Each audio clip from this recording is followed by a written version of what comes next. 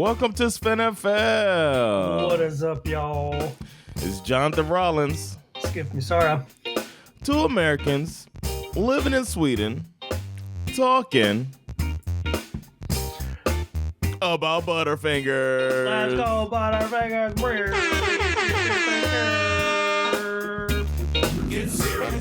Butterfingers are delicious candy. Are you a fan? It was literally one of my favorite candy bars growing up as a kid. Butterfingers. Really? Yeah.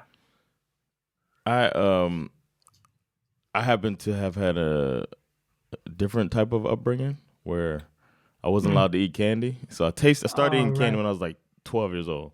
And the first candy I ever had was a Baby Ruth. And I was like, I went big because my grandmother owned. Imagine the torture. Not being allowed to eat candy, but your grandmother owns a corner store that you work in every weekend. That seems cruel. Very. So, oh shoot, I messed something up here. Sorry about that. Little technical thing. The people watching saw the mistake I made, but it's all good. We're still here. We're still strong. Nice. Like Antoine Fisher. Still talking about candy bars. Yeah, so that was so I finally got Butterfinger, and I was like, whoa, okay, I can see the difference because I thought it was all the same. I had the Baby Ruth was the biggest one at my grandmother's store. Then Snicker was the one that everybody. It was like the most popular. People who bought candy bars bought that. But then we had the little candies, and my early favorite, still one of my favorite candies to this day, which I have to throw it in. To this day! It's, motherfucker, Boston Baked Beans, baby. Boston Baked Beans is my favorite small candy. Really? Yes. Boston Baked. Because we had the popular one, they were 15 cents. So the kids coming home from school, they're coming to the store, and they get their little candy to go home, and they get the lemon heads. Oh, yeah, I like the lemon heads, too. Chico sticks, you know about them? Uh-huh. See, I knew all the brands. Hot tamales. Hot tamales, yep. Boston Baked Beans. Those are the ones that like 15 cents. They're all right there. And then there was Now and Later's there. Airheads. They were pretty. I love Now and Later's. What was it? I remember when Dairy Queen introduced the Blizzard, right? Mm-hmm. And they started making they made the Butterfinger Blizzard. Yeah. I was like, that's got to be the best. It's a little like, the Blizzard is kind of a ripoff of the Frosty, which we spoke about last week. Was the Frosty milkshake? Frosty was way before the Blizzard, yeah. I guess so. But then the Blizzard came in and was like, oh, we're going to do a Frosty with some shit in it. Yeah. Oreos, that was my favorite, man. Oh, that was a good one, too. Oreos, I was allowed to eat Oreos. I still go to town on a Butterfinger Blizzard. I've had the M&M Blizzard. Those are good with regular M&Ms in it. But yeah, and eventually peanut M&Ms became my favorite. But enough about that. We had a good weekend of football. I had a decent weekend of football. I felt bad about the first game, but anybody wondering out there, we're going into the final week of Flip 'em and Pick 'em the way it's supposed to be, completely tied. That's Anybody's game. The flip is more important. We got 2 weeks to think about it. And the pressure is on. Your boy came back. We went into the incredibly iconic Extra Crispy Conference Championship round with Jonathan Rollins down by 30 points. But he swept the table in the incredibly iconic Extra Crispy Conference Championship round. And we are now tied 50-50 going into now that we started adding all of these like extra ways to describe the various rounds, it's suddenly starting to make the Super Bowl sound a little lame. I feel like we need to come up. Gotta do something. We got to workshop something better than the Super Bowl. Yeah, we got to. Yeah. something with a lot of S's. We need to roll with this alliteration thing. I think it works really well. Alliteration works all the time. Yeah. But it was certainly an interesting adventure. Starting out with the first game, Eagles sort of beat the 49ers like a redheaded stepchild, 31-7 for obvious reasons. And I agree with you. This was one of those games that, you went into it, you had two teams with both of which had crazy good defenses. You had the whole running game. What a running game. Running defense that the Yeah, you had you'll see. Well, you won't see it because the Chiefs don't have a good run game, so it won't matter. No. But you had all these great narratives going into the game, like, obviously Mr. Irrelevant versus what I would argue Jalen Hurts, Mr. Underrated. Yeah. For the majority of his career, and I go all the way back to college as well. This guy got traded and basically had a transfer. Been playing with a chip on his shoulder for a long time. You had great skill position pieces on both teams. I was sort of looking for, would Kyle Shanahan live up to his reputation of blowing fourth quarter leads? He did not, because he never broke the trend. You can't lose something you never had, so that was good for him. But the first half of this game was kind of insane, and it really set the table for just a surreal kind of experience. To start, the Eagles looked amazing out of the gate, right? The opening drive, they just marched down the field like there wasn't anybody there. Yeah. Thanks in part to, this is where the controversy kind of started. Yeah. Thanks in part to this amazing one-handed catch by Devontae Smith, which turned out to be a huge mistake by Shanahan not to challenge the call. Or a great move by Smith to call a no huddle. Yeah, but that's the point I'm trying to make. The moment that guy gets up and your wide receiver, the Eagles wide receiver, is calling for a no huddle, that should be, Shanahan should be like immediately saying, we got to challenge that. Pretty smart. It looked like he was celebrating a bit. He was bumping his fists together, and that simulates a little bit of a huddle thing. Mm. When you say huddle, you touch your fingers together normally. Most teams, that's the huddle signal. Right. That's huddle, like this. So I was like, why does he? I was like, is he celebrating? I didn't know what he was doing, but his face was what gave it away to me. I was like, he didn't catch that shit, did he? So I wanted to see replays, but then I saw a couple replays, and then I was wondering, why is he doing? He acting like he didn't catch the ball. And then after... Because he didn't catch the ball. Right. Because I was thinking, to me, his body language said he didn't catch it, but the replays said he caught it. And Greg Olsen was like, man, I thought he might have been out of bounds, but he's not out of bounds. Both feet are down. Like, everybody's looking at that. And it's possibly, if you're listening to the broadcast, you're looking at what Greg Olsen's saying. But I never saw that other angle until after the commercial, I think. That's true. And so maybe they didn't show that angle on the, I don't know what they see in the stadium, but I don't think Shanahan had time to even see the angle that we saw, because we kept looking from the out of bounds off to the whatever side that is. Well, I don't know. I don't know. It sucks. It sucks. I honestly don't know what they have access to on the sidelines. Yeah. But it was clearly a very suspicious moment. I felt the same way you did. I mean, my initial reaction was like, holy shit, what a catch. What a catch. But then when he jumped up and started calling for no huddle. Well, now we know he was calling for no huddle. I didn't think he was calling no huddle. I thought he was celebrating. And then I saw them no huddling, and I was like, oh, he told them to do, this motherfucker. Exactly. That's what I started thinking. Yeah.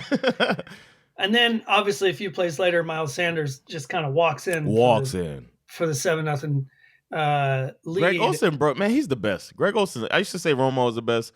Greg Olsen, when he talked through that play, that they did a double team, and it pushed that whole like a hallway for him. And our boy, who we thought was gone for today, man, I got scared, Fred Warner. Where Fred Warner made a big mistake. He peeked in the wrong hole on that one. And that's what cost him. But you can't, sometimes you win, sometimes you lose, when you're playing aggressive. And they missed on them because he ran on the opposite side of a double team. He was like stuck. He was like walled off. So, yeah. Well, speaking of people who would eventually be gone more or less for the day, the 49ers' first drive had a Hassan Reddick-shaped bomb dropped on it as this man came flying around the edge like a bat out of hell. So he was mad he wasn't in defensive MVP? Did you see that? Bro. He said that? He was mad. He should be mad. Yeah. I mean, not only did he knock the ball out of Brock Purdy's hand for the sack fumble, but he also knocked Brock Purdy the fuck out of this game. Elbow, baby. Elbow's gone. Which is a real shame. It was like the Josh Allen injury. It's a real shame, especially as you watch the game progress. Yeah. Because for a long time there, it really felt like you could see the 49ers defense start to settle in after that first drive. And you're just sitting there the whole time thinking to yourself, like, man, if this guy was in there, this would be a real football game. And you just, I mean, it stayed close for a while, but you just knew it was going to collapse at some point because, of course, the 49ers had to bring in their fourth string quarterback, Josh Johnson. People keep saying that, right? He's their fourth quarterback this year, but he was their backup quarterback this game. Yeah. So he, you know what I mean? On the roster, he might have been a fourth-string quarterback, but he's their backup quarterback this game. They came into the game knowing you go into every game knowing that you're one hit away from your backup quarterback. Sure. So for them to go like that, no. They have the backup ready. He might be a fourth-string caliber quarterback, but they can't act like they lost three quarterbacks in that game. They lost one quarterback, and they had Garoppolo not even dressed. Right. Well, it does speak to, I guess maybe it speaks to the criticism that the 49ers could have perhaps done something to have a slightly higher caliber quarterback slotted in as their backup. So, again, maybe it's maybe in a season where you lost your first and your second quarterback, you make sure you understand that, hey, man, I could lose a quarterback this year, in any game. So maybe my second quarterback is the best I can have. Josh Johnson is not the best you could have, I don't think. You've had 9 weeks to find somebody. True. So they can't act like this. They just got bombarded. Throughout the season, yes, they got bombarded and they lost two quarterbacks that they have for their system, but they've had a lot of time to find somebody that, in case Brock Purdy messes up, or especially with this concussion stuff. That's a good point too. I think it speaks probably to a lot of I watched a lot of the pregame, and one of the questions they kept asking when you saw these interviews with Debo and George Kittle, and obviously Brock Purdy's name comes up, and the question was always the same, like, oh, when you saw Trey Lance went down and when you saw Jimmy go down, like, be honest, like, did you think your season was over at that point? And the answer that they gave was like, nah, well, we were obviously concerned, but we knew Brock and we knew what he was made of, and we knew he was, it's like, fuck you, you didn't know that. I don't think the 49ers, nobody did. Brock ain't know.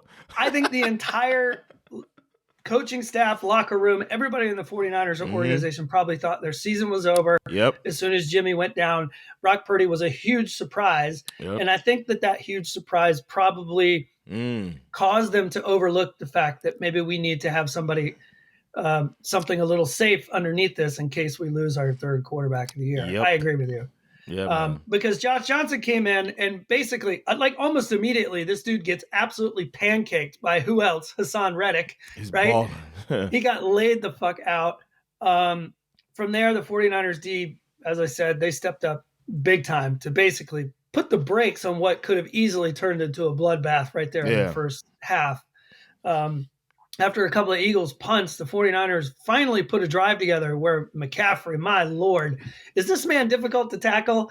I mean, I was over there like, man, did this dude just did this? He broke 4 tackles. It was insane.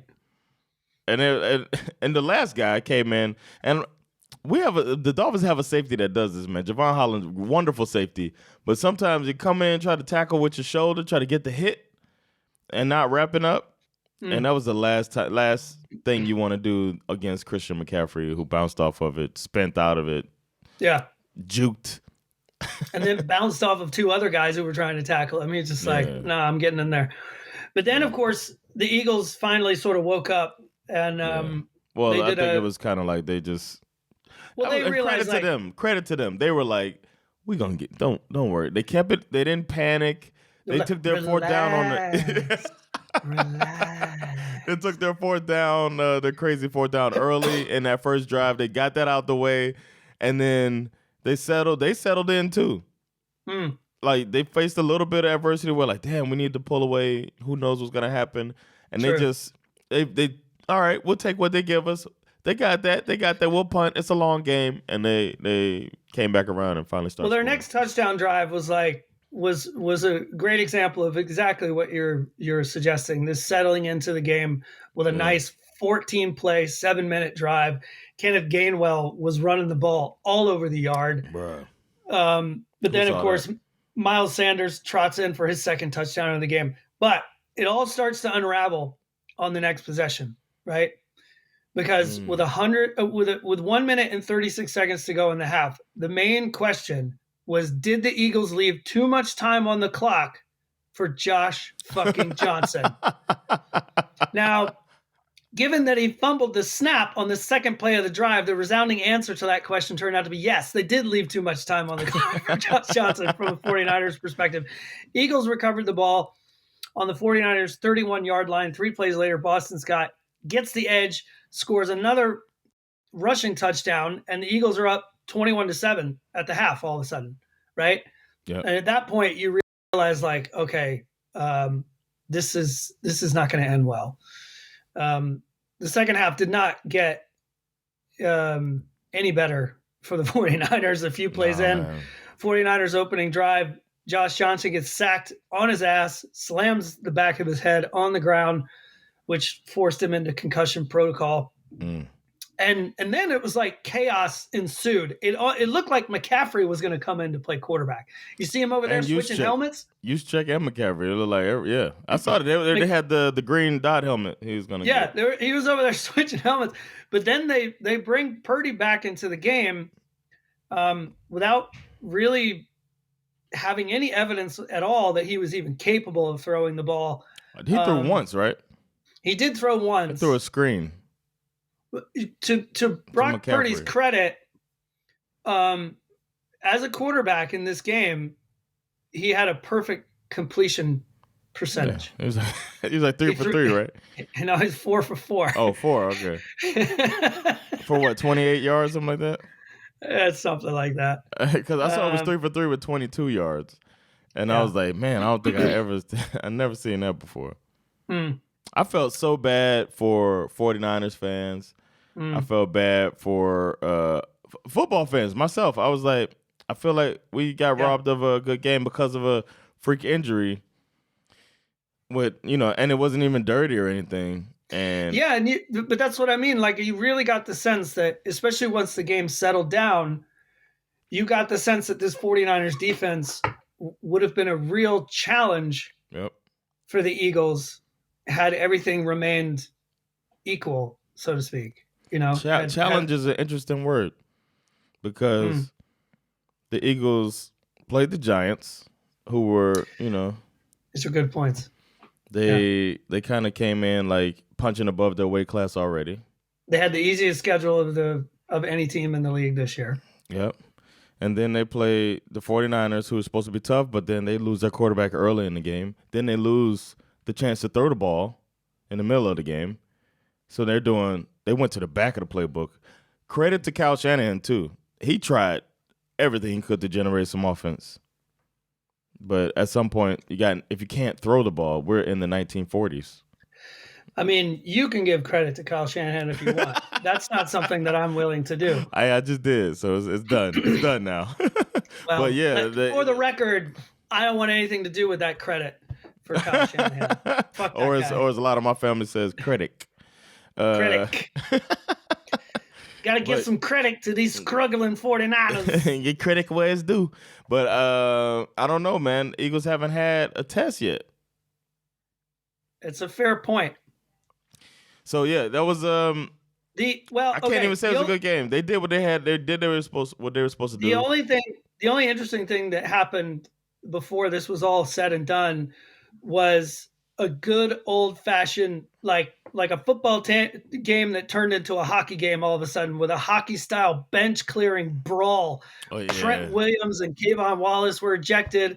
I'm sure there'll be multiple fines coming down the Speaking pike. of fines, I've been looking for it. I haven't. Did you see if Joey Bosa got fined for what he said about the referees? Oh, that's a good question, actually. I haven't seen anything on that. I haven't seen anything about that either. Okay. But he did at some point. Either way, it is what it is. The Eagles, they don't get to choose who their schedule is. They don't get to pick who they're playing against. And they come out week after week and they win football games. So yeah, they're in the Super Bowl. Very happy for my man, former Bulldog Jordan Davis and Nakobe Dean. The other issue that plagued this game for the 49ers as well, and were penalties. I mean, how many? Man, they had a lot of penalties, bro. What was it, like 11 or 12 penalties? Shanahan was whining like a little bitch on the sidelines, but if you watch the tape, almost all of these penalties were legit in my opinion. I mean, and you can see how they were calling it, so you gotta adjust. I mean, it is what it is. It's the crew that's on the field. You know how you see what they're doing. You gotta adjust. The Bosa was fined a total of $43,046. Woo-wee! He got 29.785, and then 29,785, and then 13,261. Oh, for the two, and then he got 12,500 for what he said. Damn. So a total of $55,546. Wow. Yeah, that's crazy. Well, speaking of referees, I guess we can move on to Bengals v. Chiefs. Sergeant Segway. Corporal Segway. I mean, we'll get into it later, but I have mixed feelings about the way people were reacting to the way this game was. People need to fucking. The refs did not decide this game. We got a good game. Let's talk about it, Skip. Okay. Who won? The Chiefs won this game 23-20. Now let's set this up. The narrative going into this one is that Mahomes and his ankle situation had the Chiefs initially going into this game as home underdogs, which was basically all anyone was talking about in the days running up to this matchup. Mahomes' ankle. Then up pops Travis Kelce on the injury report on Friday, which made people go, "Oh shit, what's going on here?" But then they, kind of on the day of the game, they said not only was he good to go, but also my man, former Bulldog Miko Hardman, was going to be back, who hasn't played since week 9. So let's get that, change that line around. I mentioned that. It's not like he really did anything in the game, but whatever. He was there. So I'd kind of like to divide this breakdown into the two teams, and I kind of want to start with the Bengals and why they lost this game before we move on to the Chiefs. And why they won. Correct. I'm curious to know, the Bengals obviously came into this game kind of feeling, they were out here smelling themselves. Yes, they were calling it Burrow head and saying like, at some point you go from being like this underdog goat, or you know what I mean, like that everybody's just a redheaded stepchild. It moves on when people realize that you got one of the most talented rosters in the team. Right. I mean, in the league. Right. And when you get rid of Andy Dalton as your quarterback, I mean, how much of a redheaded stepchild can you really be? Exactly. You know what I mean? Gone, man. I mean, obviously there's a lot of reasons why they lost this game. I would argue that you need to keep your mouth shut before you know what I mean? Like, don't try to help them have any more motivation than they already have. Don't feed the trolls, man. Don't poke the bear. Don't feed the troll. Don't poke the bear. Yeah. Just play, man. Do like you've been doing. Get there how you got there. Right. Exactly. That's a good point. Either way, slow start to this one. The Bengals, who are known for quick starts, had back-to-back 3 and it was a 3 and out and then a 5 and out punt. The Chiefs were only able to put up a couple of field goals themselves, which obviously not that sexy, but given how close this game was, has to be considered at the very least a part of how they managed to kind of squeak out this victory. They also Joe Burrow couldn't be upright for the first quarter. I'm glad you mentioned that because that was actually my next point. Because ultimately, for me, this game came down to a few things: sacks, picks, penalties, and the Bengals' non-existent run game. Yep. Right? Burrow was sacked 4 times through their first 3 possessions. Was it only 4?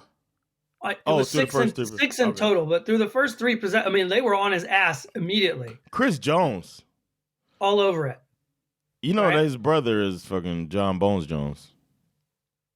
I did not know that. And Chandler Jones. Like, proudest parents in the world or what? Totally. So he gets sacked 4 times on their first 3 possessions. On the next drive, Burrow found himself so under pressure, which is what led him to underthrow T. Higgins and get picked off by former Wendy's employee and my man from Augusta, Georgia, Jalen Watson. Just a quick one. Just a little Wendy's. What was that sandwich you had at Wendy's? What was it? Ooh, the honey. The hot honey. The hot honey. I've been thinking about the hot honey. After you told me about it, I went and Googled it and was like, oh, damn. Once I got to look at it, I was like, oh, I got to get me one of them. Yeah. So overall, the Chiefs had 5 sacks in this game, 12 QB hits. So Burrow really did not have a lot of time to work. Again, Bengals run game, 71 total yards in this game. Burrow was their leading rusher with 30 yards. It's not really the way it's supposed to be. No. Right? P. Ryan had 22. Mixon, who's supposed to be their lead back, only had 19 rushing yards. This is not good. And then, of course, the penalties. You had the 9 penalties for 71 yards were probably, in a lot of ways, probably more damaging than the picks. Yeah.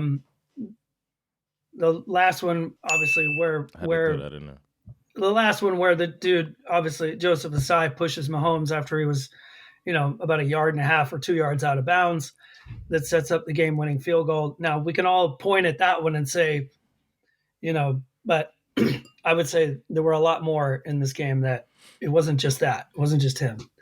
They also had the ball and couldn't put points up with a little over 2 minutes left. Couldn't get the lead. You know what I mean? Get the lead, and the drive stalls out with 2 minutes or something, and they leave time where they have. Well, also they managed got penalties that got them in trouble. You know what I mean? Exactly. But the thing is that they managed to adjust in a way where they had a chance to win this football game. Like I said, they got sacked 4 times in the first 3 possessions. That 5th sack didn't come until way later in the game. So they adjusted, and Burrow started getting the ball out quicker, even though he was getting pressured, and they managed to march their way back into this game, and it was right there at their fingertips for sure. Because the Bengals O-line, which was getting dominated early, managed to adjust and play a lot better as the game went on. But it was the Chiefs to 23 points. Yeah, but it was that huge 3rd down sack by Chris Jones late in the game, where it looked like the Bengals were basically in the midst of a go-ahead touchdown drive, and he blew that shit up on 3rd down. Yeah. And even though it was not his fault, Burrow's 2nd interception of the day certainly didn't help. That pick was amazing. Yeah. That was an amazing pick. Tracking that ball, reaching back with his offhand. Back with his offhand, tipping it. It was rookie defensive back Brian Cook. He dives, reaches with the backhand, tips the ball over his own head behind his back to another rookie cornerback, Joshua Williams. Great tip drill play by those guys. Yeah. They practice that shit. Good tackle by Higgins, too. Mm-hmm. Absolutely. That could have been another field position shift there, too. So it was kind of like a punt. So when it happened, I was like, okay, that was kind of like a punt. But that was a big-time play. The game was tied 20-20 at that time. Yeah. And Burrow was already in that mode where he was just chucking it up. And it was working, you know what I mean? He chucked it up a couple of times to T. Higgins. That one that he chucked up to Chase, where Chase was in double coverage, and he's just like, I'm going to go up and just grab this thing. Man. I mean, it was, you kind of had the feeling they were going to win this game. I was flowing back and forth, too. I was like rooting for the Chiefs, and then I was rooting for the Bengals. Like I could feel myself swaying and like, come on, you could do it, Joe. Come on, Joe. Come on, Pat. It was a great ebb and flow to the game that I liked. All right. So I think we need to move on to the main event of this game. And if you think I'm out here grapefruiting my Bulldogs, just wait till you see the entire NFL world back up this grapefruit chuck for the next 2 weeks so they can cream all up in their drawers over Patrick the Magic Man Mahomes. Listen, coming through in a big spot on the injured ankle. Yeah. They joked on Good Morning Football, I said this in the last episode, about how if Mahomes wins this game, they will be calling this the ankle game. Uh-oh. Now, they joke about that shit like it's dumb, but then they're the ones who will actually be out there creating this narrative. Like, that's what happens. That's what happens. It's like, anyway, but it has to be said, Mahomes, he was just the better quarterback, period. He was the best player on the field. 29 for 43, 326 yards, 2 touchdowns, no picks, and he averaged over 7 yards per play. The ankle looked pretty fine for the most part until he sort of tweaked it in the second half, and you could tell it was getting worse. Yeah, you could see the wear and tear on it throughout. Like one pass where he kind of hops and makes sure that he lands on his left foot when he throws it, and it's a completion. It's like you could see this dude. And when he had to scramble earlier before that final scramble, but when he scrambled earlier and he got down and he was kind of like, they converged on him. Sure. You couldn't help but worry for him, but he gritted it out. You can see him grimacing as he gets up. You know what I mean? What a performance, man. But in the first half, this dude was an absolute fucking assassin. He was, in the first half alone, he was 13 for 19, 165 yards. Plus that 14-yard touchdown pass to, of course, Travis Kelce. And then there was that, and that play in and of itself was a 4th and 1 play where he just chucks it up for a 14-yard touchdown pass. The Chiefs' run game was even worse than the Bengals with only 42 total yards. That would make me a little concerned going into the Super Bowl. But it didn't matter because Mahomes had time to throw the ball to MVS. Marquez Valdez-Scantling, 6 receptions for 116 yards and a touchdown. He said pick your poison at the beginning of the season. Yeah. They asked Patrick Mahomes about what receiver should I do fantasy with because Tyreek Hill is gone. He's like, it's gotta be harder. No, he said his initial answer every was, week will be different, right? When they said which receiver should we pick from the Chiefs to put on our fantasy team, he said none of them. Yeah, right. He's like, because it's going to be a different guy every week. Yeah, and he was right. But that pass, that touchdown pass to Scantling, was an absolute fucking dart on a rope. It was And he's not known for like arm strength like that, but he zipped that thing in there. And the pass earlier on the first drive to Valdez-Scantling too, where great catch too, because he threw it really early because he had to because there's pressure on him off the left hash, and he puts it out early. It still gets there before the safety and right when Smith-Schuster gets there. Yeah. And I think that you're right. I think that the key to the Chiefs' success throughout the entire season, not Smith-Schuster, but Valdez-Scantling. They got all these names. Yeah, the key to their season and this game is precisely what you brought up: the fact that you just never know who it's going to be.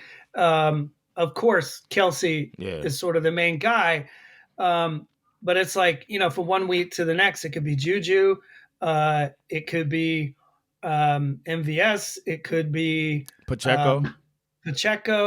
When Mecole Hardman was healthy, it could have been him. Yep. Lately, now they've picked up Kadarius Toney. Like just when you think you don't need to pay attention to him, he'll pop off something. Yep.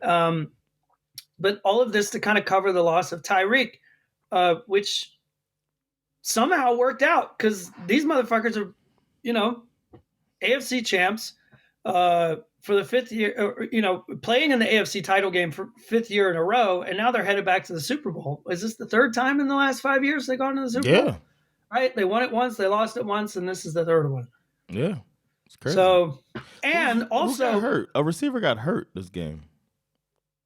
Was it Tony that got hurt? No. I think he was Tony. Schuster? I think Kadarius Toney got a little banged up. Okay. Maybe Juju too. Okay. But the other thing that can't be overlooked as well is Sky Moore, who kind of seemed like the most disappointing of the Chiefs receivers over the season, had a huge play in this game that led to the game-winning field goal, which was the punt return. Yeah. Right? This is after the big Chris. First off, Chris Jones deserves all the credit for blowing up that last Bengals drive. Yeah, he blew it up, forced him to punt.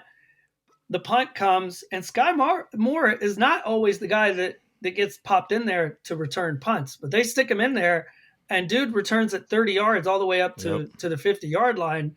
All they needed was one big play to get into field goal range, and unfortunately, it came in the form of Bengals Joseph Asai, who pushed Mahomes while he was scrambling. Balling. He was having him a day as well. He was.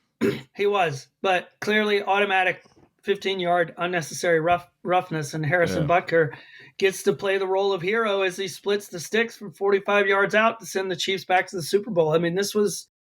Have you seen more swag in a kick? It was nice. He just kind of kicked it and like... As well have dusted off his shoulder, man. The way he just kind of walked away, like, I don't even need to look at this, man. Do that ice tray thing. It was his holding the 3-point stance when he shoot the three, and it's going in. You keep the follow through. The swag he had, I was like, oh shit, I didn't even got to look. But it was. We could talk about it now, man. You want to talk about the penalties? The final penalty. Well, I was thinking there's okay, go ahead. Start with that one. Okay. The final one, and when I first saw it live, I was like, they can't call it. They can't call it. And then Mahomes is like asking for it. He holds his arms out as he's going down, like, yo, this dude just pushed me. You know what I mean? And the other ref throws it, or the official throws it. And then when I saw it on the replay, you can't not call it. I agree. It was on his second step out of bounds when he gets pushed, and it's so dumb. And I saw earlier in the game, I think somebody was going after Burrow, and he comes up lame to avoid and this is what happened. And it bothers me so much. I've seen people getting hurt trying to prevent hurting a quarterback. And the quarterback has some of the longest careers in the league. So it really sucks when you see these guys who are going to play 5-6 years and then they hurt themselves trying not to get a penalty. You know what I mean? And I saw somebody pull up when Joe Burrow scrambled and you could see him like, I don't know if he was hurt bad, but you could see him grab his leg like, oh shit, I hurt myself trying not to, or tweak something trying not to hurt this quarterback. This guy, man, don't do it, Asai. Sucks, man. And you making the ref make the call. And the ref made the call. I wouldn't have been mad if he didn't make the call. Right. But there's nothing to say also that the Chiefs weren't going to figure out how to get in field goal range anyway. So it's like you can't blame Osai, but it's just like you can't do that. And it also reflects on what's been the last, under the Zach Taylor regime, a pretty undisciplined team. Yeah, and well, okay. So there was obviously a lot of Monday morning refereeing that took place after this game. It bothers me so much, man. And in some cases, it's like I can kind of I always stop short of. I would never suggest that the NFL is scripted in any way. But there's a narrative they want to follow, yes. But I can also, okay, first of all, let's just say that Of course, if there were a script, as a script writer, allow me to weigh in. Yes, take the floor, Skip. Yes, there is a narrative that a narrative that would be beneficial to the NFL if the Chiefs and Patrick Mahomes make it back to the Super Bowl. Mm-hmm. That is correct. But I don't think people realize how many people have jumped on the Bengals bandwagon in the last year. There is just as much of a case to say that's the team, yeah. That an even better script or a better version of this movie would be literally one of the most popular and most hotly followed quarterbacks. Do you have any idea how popular Joe Burrow is amongst teenage girls on social media right now? This dude is like women love Joe Burrow. Okay, girls. Period. Like, yeah, and like he's sort of I read some article about how like he's one of the most sort of hot topics on TikTok. Amongst young girls. See, it's like who don't know shit about football. They don't know anything about football, but they know who Joe Burrow is. And they know he's cool, and they know he shows up to the game wearing a cool outfit, and they know he wears those cool glasses, and they know he's calm and collected, and they know he's a tall drink of water, and blah, blah, blah, all these things. They don't know anything about football, but they love Joe Burrow. Okay, I didn't know that. The script is there for him too. So I'm not here for this bullshit that some half white, half black, frizzy-haired dude who talks like Kermit the Frog. If I'm making a movie and you had Patrick Mahomes' audition tape next to Joe Burrow's audition tape, based on that weird-ass Kermit the Frog voice, I'm picking Joe Burrow. Yeah.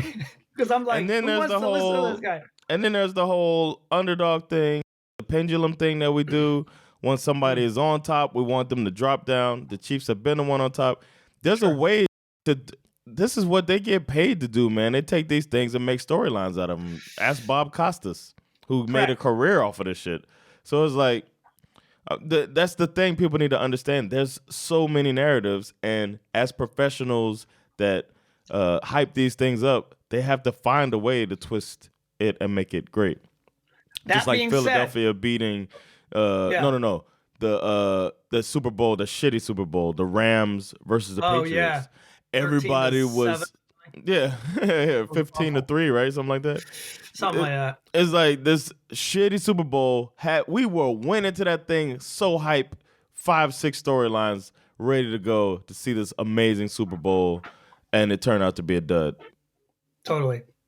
Now, that being said, specifically related to this game and the way it was officiated, there were a lot of things to complain about. On that final play, that was a legitimate penalty against Osai. There was most certainly a missed holding call that should have been called against the Chiefs. Oh, okay. Which, you go back and watch the tape. You can see it plain as day. There was the one play that's getting the most attention is this bizarre situation where the refs essentially awarded the Chiefs a do-over on a failed third down attempt. Because of something related to the clock.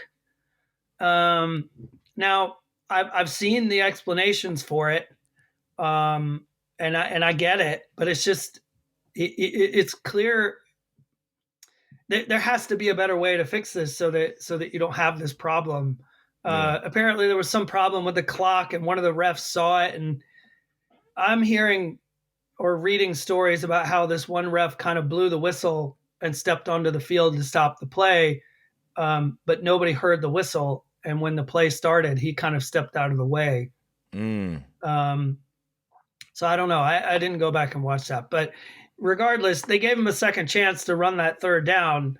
And then it led to did it lead to a false start? Yeah, that was like... No, they failed again, but then they penalized the Bengals. It's just a bad look, right? Yeah. A do-over on third down. They failed to get the third down, but then they get the first down because you called a penalty on the Bengals. This is like illegal contact or something like that. This is what makes people think that it's scripted. And I can understand that you may think that because that is a bad look. It doesn't look good. But ultimately, what their goal is to try to get the calls right. Mm-hmm. And no matter what, it's gonna be. I guess they could have swallowed that one and just been like, well, it's over. Just like, you know what? The other thing was it this game? No, that was the Eagles game. The punt that hit the fucking. Like sometimes. Yeah, that was weird. Sometimes you gotta go with common sense. Right. There's no camera angle to see the actual line and the ball hitting the line, but we're not stupid. The ball hit the line. Stuff like that. Like refs gotta understand. Like we're part of it. You always say we're only human. Yeah, but humans also have common sense. Well, I found it a little precarious, especially with that example. That sure, we got to look at the all 22 angle to see if that punt had hit the cable for the sky cam. Mm-hmm. And you could definitely, you could certainly see that the ball changed. Yeah. Like it not angels in the end zone. It spiraled off of it. Like the punt went up and it spiraled off of the kick. And then suddenly midair, it turned into a fucking duck. A duck, yeah. The other angle that they could have showed would have been the sky cam. Because if the ball hits the wire, that camera's going to shake. Wiggle, yeah. So I think they know the answer to whether or not that ball hit they know the ball thing, but they don't want to say it because they don't want to, they don't want to have to do it again. Now, there's a very easy fix to this problem, and you just do like they do in USFL. Instead of using the sky cam, you use drones. They got drones flying all over the field to get that overhead look. The NFL needs to get more like the US. Just a thought. But this game was very poorly officiated for sure. There were a lot of issues. And it's it's re-raising the conversation. These guys, we've talked about this before, but for those of you who don't remember, this is not the referee's full-time job. They have other jobs. Yeah. And there has been a call in recent years to have the NFL referees be professional, like this is their only job. I don't know if that solves the problem. I still think there's the aspect of human error that will come into it. But yeah, it's not the reason. The Bengals only have themselves to blame for why they lost this football game. Exactly. They had the ball in Burrow head with 2 minutes and some change left, and they couldn't put any points on the board. Mm-hmm. That's what it comes down to. Yeah. Kudos to them. They had a good season. Everybody's aware. That's the squad. And then some adjustments have to be made once it's time to pay Joe. But they got another year, maybe two, where they can no, they're going to have to extend them before that. But they got another year where they can take this crazy receiver core, crazy defense. It looks like Anarumo is getting overlooked. So if he's back. Anarumo, I saw an article that Anarumo was interviewing somewhere. If all these teams overlook Anarumo and go after some offensive coach that's flashy, they're all stupid. Because apparently the defense loves him too. Like he's beloved in the locker room and is obviously a fucking craftsman. The narrative on the Burrow contract has already started, actually. Yeah, they're gonna have to extend that guy. I think that they're probably going to try and extend him this year. And I think that they're probably going to try and get him to sign. They're certainly going to try to get him to sign a Mahomes type deal. Yeah. Which, for those of you who don't know, Mahomes signed a 10-year deal, and a lot of people thought he was stupid for doing that. But Mahomes, to his credit, appears to have agreed to this 10-year deal because he thinks this is the best way to maintain the salary cap situation in Kansas City so that they can keep bringing in players that will continue to keep that team relevant. So the other strategy that you can go is to just take 3-year deals, and then you get, they just got to keep paying you more and more money every 3 years. I happen to like what Mahomes is doing. I like what he's doing too. And the guy's gonna make so much money. Up. Yeah, he's on the salary cap commercials. The guy's like on every fucking commercial break there is. So it's like he's fine. I think he's smart. Like Gronk, never spent his football salary money. Right. Only lived off endorsements. That's pretty smart too. He was at one of the games talking. Yeah, he was. He had a script. He was like, he was at the 49ers. He was at the Eagles 49ers game. He was on the Fox crew. Yeah, it's funny. Yeah, man. It was unfortunate for the first game. Second game was fun. It was a good one, man. I liked all the drama in it. I liked the back and forth. And Saga was upset. She wanted to see her Bengals go back to the Super Bowl, but I told her, I said, you know what? Maybe this is good for you as a fan. You know, you picked this team 3 or 4 years ago because you like their helmet, and then they got good quick.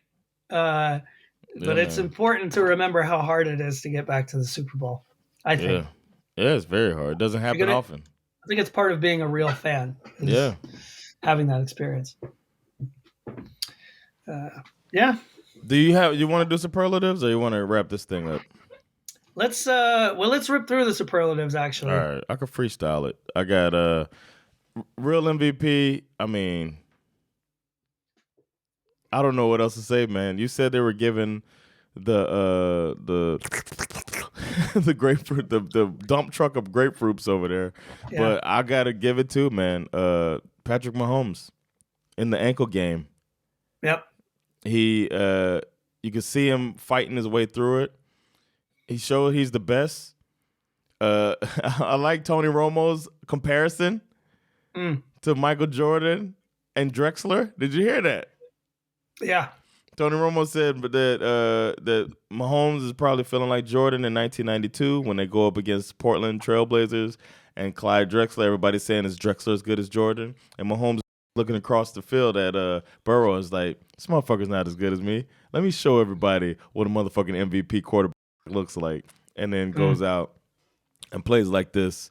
And he lost. Receivers were dropping like flies this game. Some not returning, and it didn't matter. He was making it happen. Sometimes they lined up Sky Moore out there, and he's scrambling when he had to.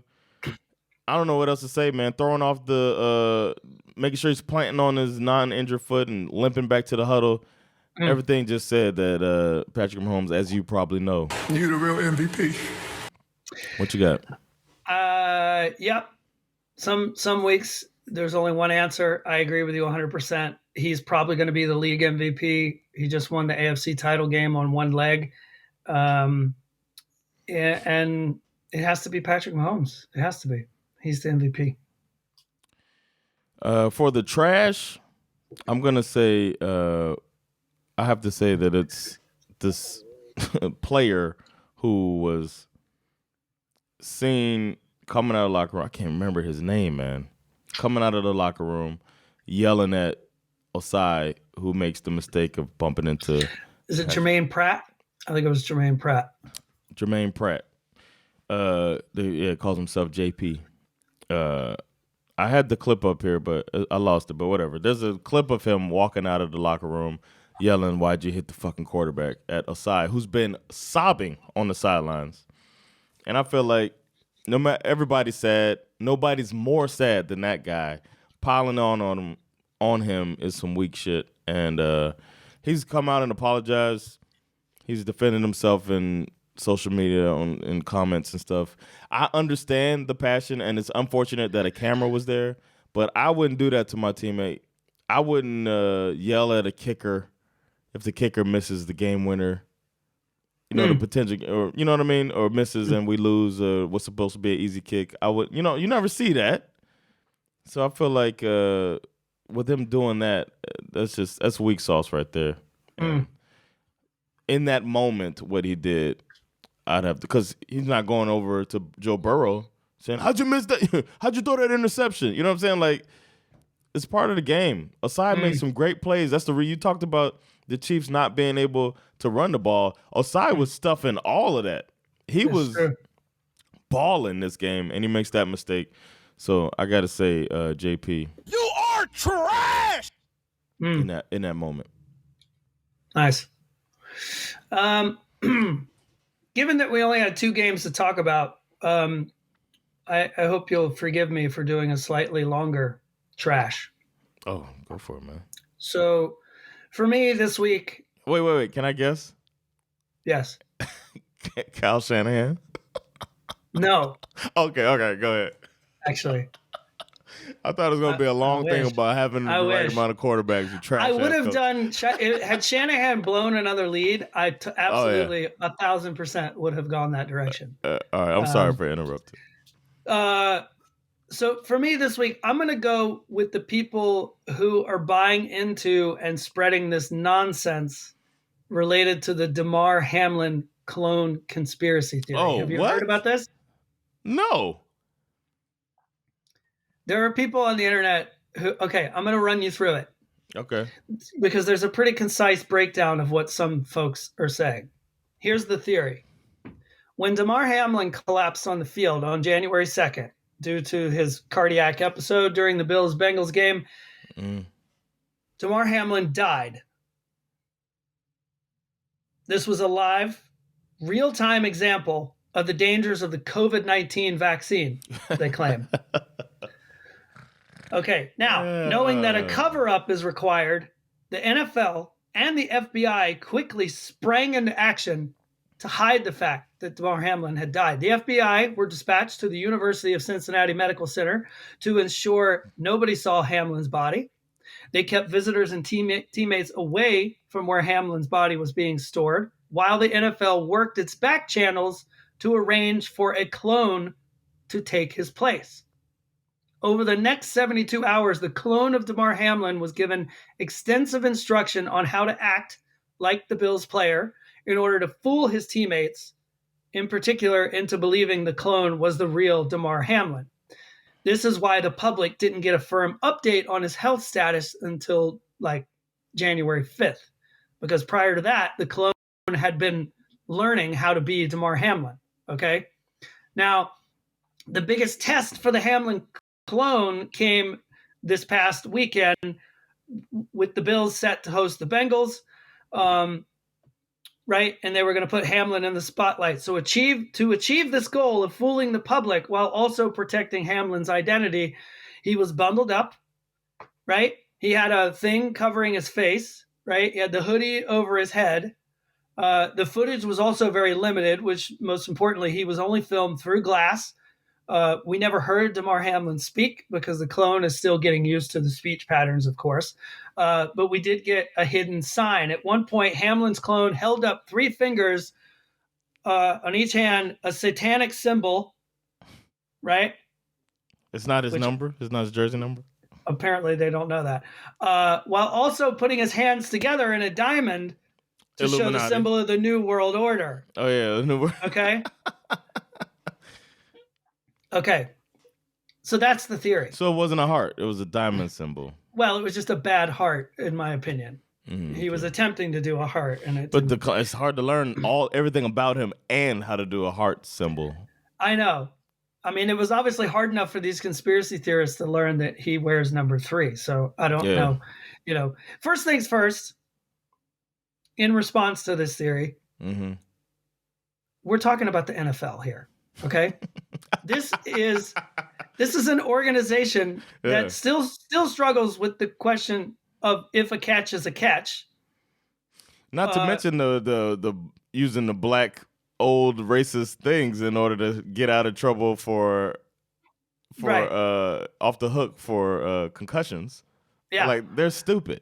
Yeah, this is the same organization that still can't figure out roughing the passer, the race norming thing that you brought up with the concussions. An organization that still needs grown ass men with 2 sticks attached to an actual chain to decide what 10 yards are.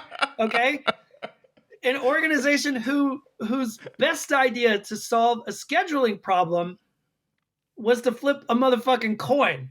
Okay. Does this sound like an organization that's capable of collaborating with the FBI to clone an actual human being? I say no. So true.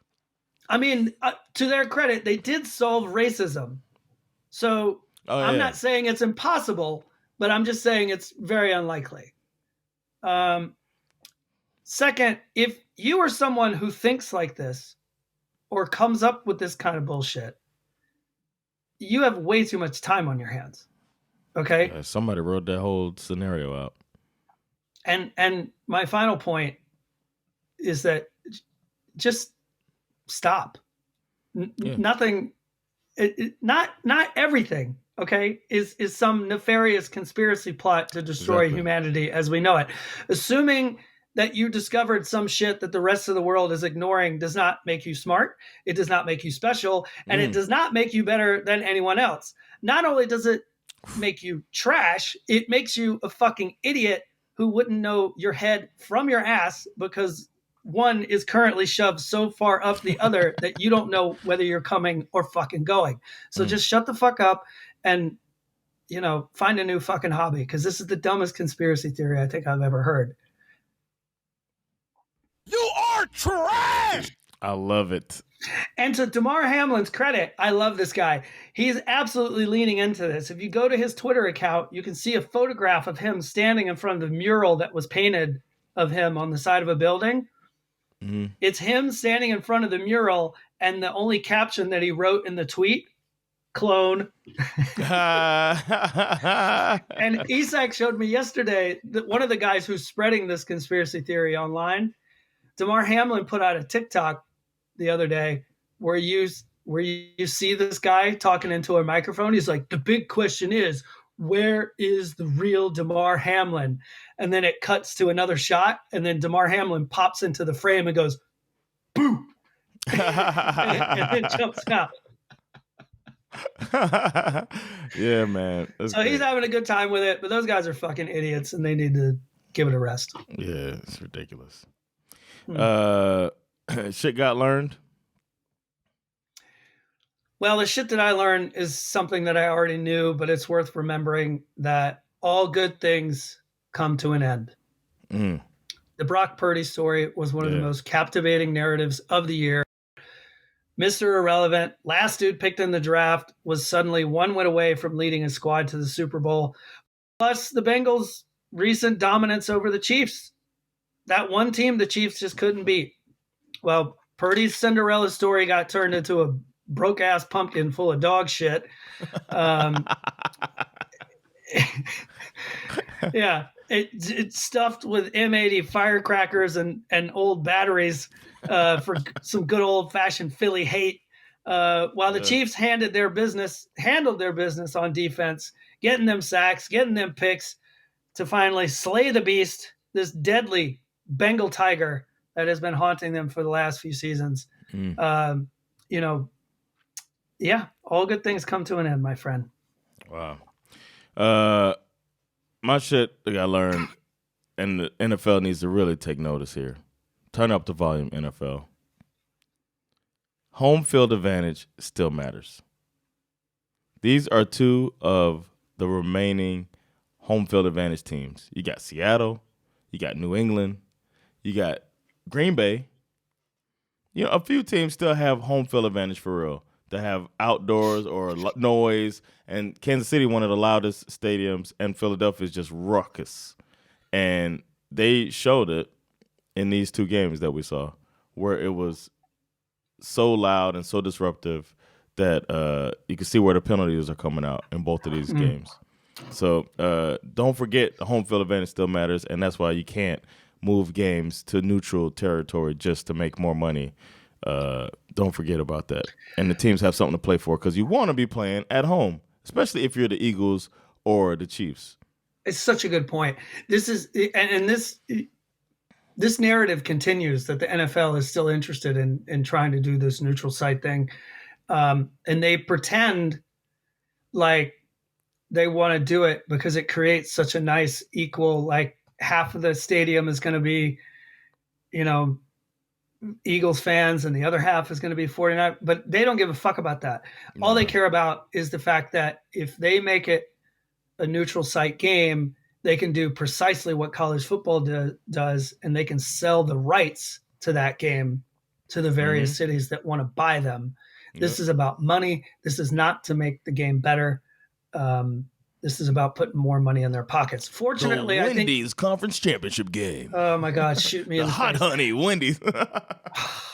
No, I want the hot honey, but I just don't want him to name the conference championship game after it. Yeah, because it's just like they do, like in Atlanta every year they have the Chick-fil-A Peach Bowl. Right. You know what I mean? Yeah. Or the FedEx Orange Bowl. Yeah. And now they got all these crazy ones like the TurboTax Auto Glass Sugar Bowl. It's like they start tacking on. It just gets, some of the bowl games are fucking ridiculous now. I got one more thing to add too. And this is going to be a little something extra for our true SveNFL fans. Wendy's Hot Honey Chicken Sandwich features a crispy, fried, spicy chicken breast fillet, melted pepper jack cheese, 3 strips of Applewood smoked bacon, crispy fried dill pickle chips, and 2 layers of habanero hot honey sauce on a toasted premium bun. Damn. What a description. I just looked the description up. My mouth is literally watering right now. I can hardly speak right now. That's Girl. And I've had I know. I love your nature. I love your nature. I love it. Now that's a sandwich I can make out with. For sure. I just had to say that. But yeah, man, that was my shit got learned, and I hope the NFL does not do it, man. It's such a smack in the face of the fans. Totally. And the teams who playing hard, they want it both ways too. They want you to play hard on week. They moved the last week to be all divisional games because teams were taking it off because they were like, it doesn't matter. So they make it divisional so that the last game matters more potentially.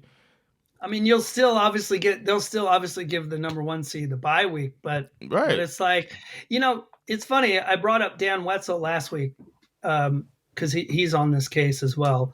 And Dan Wetzel, I listened to him earlier in the week, and he mentioned something that I had never really thought of before. He said that football is literally the only sport that does not allow their fans to see them win a championship in their own home. I never thought of that before. Nor have I. Because every other sport, most other big sports have... You could end up winning on somebody else's court. Or you could, but because they play... Because they play the 7-game series. Games, baseball too, but you have the opportunity to see your team in the finals. At home. You get home games. It's the no only matter what. Sport, even if you get swept, you get home games. It's the only sport that doesn't provide that opportunity. Damn. And now you want to take another game away from the home fans? The owners got to be like, yo, what the fuck? It's my understanding that it takes 24 owners to vote this into existence. Okay. 24 of the 32 have to vote, yes. It won't be about that shit. Teams like New England and, that have home field advantage and that have good staffs in place, it's going to be the shitty owners that want to do something like that. You would think so, yeah. Or the ones who might be in debt to the city or some shit like that. Yeah, I'm looking at you, Stan Kroenke. Exactly. He's like, yes, we can have the Super Bowl at SoFi Stadium every year. Yeah, it's bullshit. The SoFi Super Bowl. Exactly. Fuck out of here. Oh, my God. Scariest team remaining. God, it's so hard. It's so hard. Yeah, man. For me right now, the Super Bowl is an absolute coin toss. I think the Eagles front 7, that defense with Hassan Reddick, Jordan Davis, what's his name, Akeem Hicks, all this. They literally have like the 4th most sacks of any team in NFL history. I think they had like 68 or 70 sacks on the year. Just a few behind the 84 Bears. It's like the third.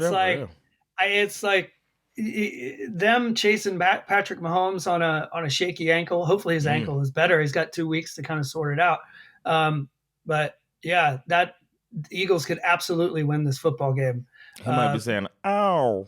Yeah, but I could say the same thing about the Chiefs too. I mean, because Mahomes is Mahomes, and he always figures out a way to make it work, and their defense isn't that bad either. Yeah. So I don't know, man. It's a coin toss. I can't. I would say that right now, I personally, and I know that this is not a very. Some people will think this is a lame take, but I personally think the fact that the Chiefs, I would like to see the Chiefs win another Super Bowl, given how great they've been over this last 5-year period. I think it would be a shame for them to only manage to get one. I mean, the Eagles won one 5-6 years ago. Nah, I don't even think it's that long. They beat the Patriots in, I think, 18. Right.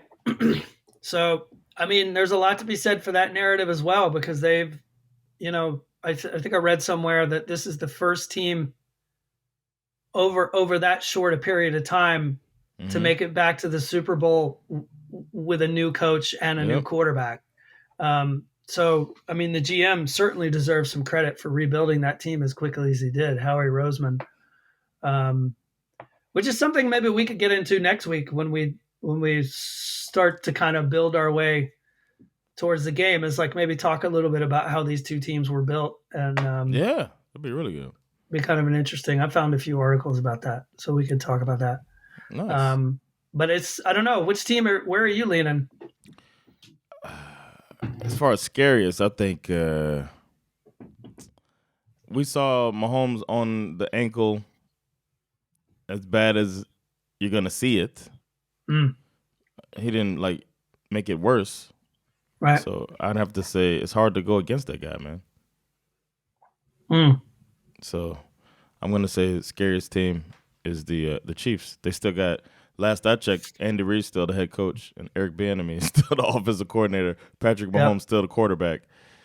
That's and Nick Sirianni is a pretty new coach. We were making fun of him last. This is his second year, right? We're making fun of him last year with each individual stuff. So he's doing a great job, and I wouldn't be shocked if they won. They've been playing good football, but they haven't been tested as much this playoffs, and the Chiefs have. And came out of the AFC. So the scariest team is Chiefs. Yeah, you're probably right. It's going to be good. Are you going to stay up for the Super Bowl? What are you going to do? What are you thinking? Yeah, I watch it every year, man. You got some plans? Yes, I'm watching. I'm probably watching it over at Armco Studios. I'm still debating whether I'm going to stay up or not. Bro. It depends on what I have to do on Monday. Get up and watch this game. Take one for the team, man. We'll give live broadcasting. But my team is already taking themselves out. They suck. The team that matters is the team SveNFL, all right? I had my Falcons t-shirt on Sunday, and my family was making fun of me as if I thought the Falcons were still playing. Tell them to stop that. That's uncalled for, man. That's bullying. You should report them. I almost wore my Dolphins hoodie today, and I was like, I won't do it. I'll do it after the Super Bowl. Yeah, man. Are you ready to start working on your next or your first mock draft? Maybe we can get into that next week. Stop. Mock drafts are starting to come out.